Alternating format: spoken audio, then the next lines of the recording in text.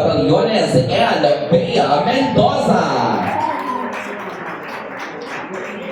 Hi, Angela and Bea. Yes. Ito na. Excited ang mga bagets sa kanilang pagpirma ng kontrata with Nathan Studios. Ayan. Di ba Kuya Roldan? Ang saya-saya. Hi! Samahan mo kami dito. And tawagin din natin syempre ang mga guardian ni Angela at Bea. Come up on stage please. Samahan niyo po kami ni Sylvia Sanchez. Ayan. Diba? Nakaka-happy. Oo. Sino pa kaya ang mga susunod na mga ipapakilala natin, di ba? Ha? Hindi. Kakapirma ko lang. Di ba? Yes. Picture muna. Picture muna tayo with the guardian, of course. Ayan, everybody smile! Smile tayo lahat. Sa center muna tayo. Ayan. O, show your happiest feelings and emotion. Ayan. Smile! Okay. To your right, please. Dito naman. Kaya Kuya Roldan naman, syempre. Ayan. Live na live tayo. Hello po sa mga nagko-comment dyan sa Facebook, ha? Nandito lang po sa website, ayan. Oo, you guys are witnessing yung contract signing natin with Nathan Studios. Sila yung second batch. Siyempre, pwede na tayong maupo. And let's proceed to the contract signing. Ayan, ma'am, kasama naman po natin ang inyong mga nakshi dyan. Si Angela and si Bea. Bea, I miss you. Ayan, yes. Angela, yan. Diba? Nasa pagkasama-sama namin, premiere night. Diba? Sa SM North. Yes. Na super-duper, din, isa sa mga pinaka-inatentan na premiere night for Metro Manila Film Fest. Ayan. Nakakatuwa. I'm sure happy yung mga nasa social media line sa Facebook, no? Parang proud na proud sila, no? Na parang, ay, ang bongga, nag-contract signing na sila. Hindi lang basta natapos sa pelikulang I'm Perfect. Ay, di ba kayo pinakita pa nga natin, meron pa sila sa Europe at sa North America. May Australia din nakita ko, yes. Mapapanood na talaga ng buong mundo ang pelikulang ito, di ba? Nakaka-happy. Mamaya tayo, mag-Q&A. Diba?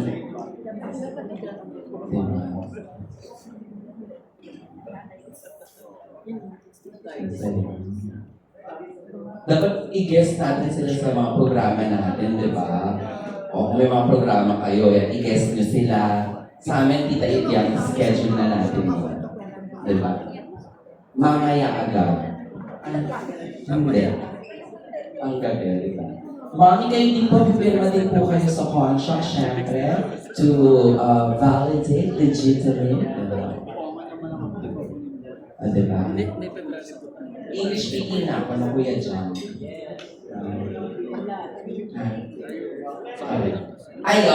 Direct Carl, thank you sa'yo. Love it. Diba? Sabi niya, good job. Kasi nga, diba?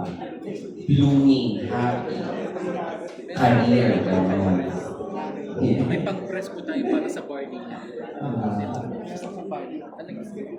Party juice, party coffee. Tita Melba, yes. Tita Melba.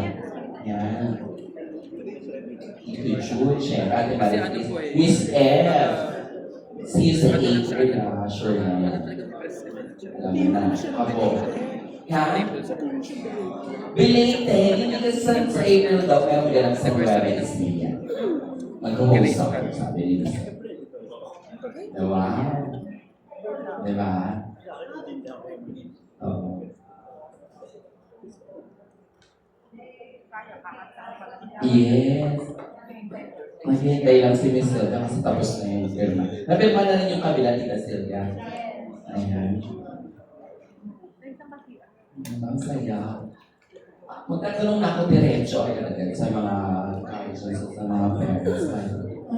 Tanong agad. Ayan. Napirma na po yung lahat, no? Ayan.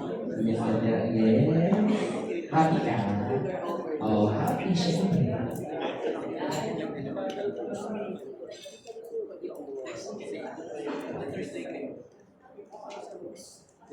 Okay, and Don and officially sealed ang kanilang mga kontrata with Nathan Studios Artist Management.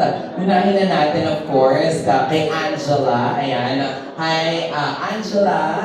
Ayan, Angela, anong masasabi mo naman? How do you feel na you're now officially a part of Nathan Studios Artist Management? I'm happy. I want to be actress of Nita Studios. Thank you, Mama, and I love you. Yes! O ayan na. Slowly, di ba, you are one step closer to your dreams, di ba? Sa pamamagitan ng Nathan Studios Artist Management, di ba? Ikaw, actually, actress na sila sa I'm Perfect, di ba? What's next, di ba? Ano pa yung mga may i-offer? Hindi lang basta pagiging actress eh, di ba? Yung mga advocacies, mga fashion shows, marami pang mga magagal, di ba? Thank you so much. Hi po, ma'am. Kayo naman po, ano naman pong nararamdaman ninyo na officially si Angela po ay kasama na sa Nathan Studios. Good afternoon, everyone. Siyempre po, I think lahat po ng parents talagang masaya, overwhelmed, excited. Ganun din po yung nafe-feel ko.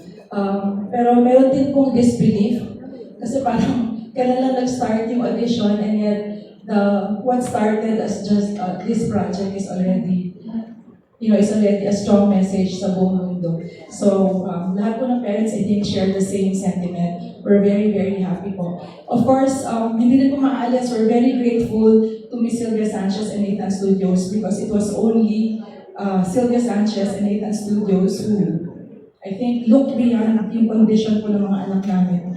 They gave their trust, they believed in our children kasi hindi naman po lahat ng producer nagagawa yun. So, I think we will forever be grateful to Miss Sylvia Sanchez and Nathan Studios for this opportunity. Thank you. Maraming salamat po. Diba, like what I mentioned kanina, hindi lang natapos sa pelikulang I'm Perfect noong December yung pagka-busy natin. Dahil ako mismo personally, na-witness ko kung paano talagang ginagawa ni Miss Sylvia ng way, ng paraan, kung saan pa pwedeng dalhin itong mga batang ito. At ito nga, opisyal na nagpipirmahan na tayo ng kontrata. Kaya salute Miss Sylvia. Thank you. Thank you, ma'am.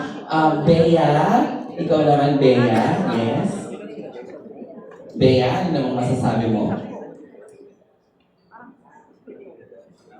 Of course, the daughter of actor Sir Matt Mendoza. Hello po. Hi, Bea. Hey, everyone. Thank you. Thank you for the perfect. And thank you for Mom. Thank you, everyone. Please watch Netflix coming soon. Abangan nyo na agad sa Netflix.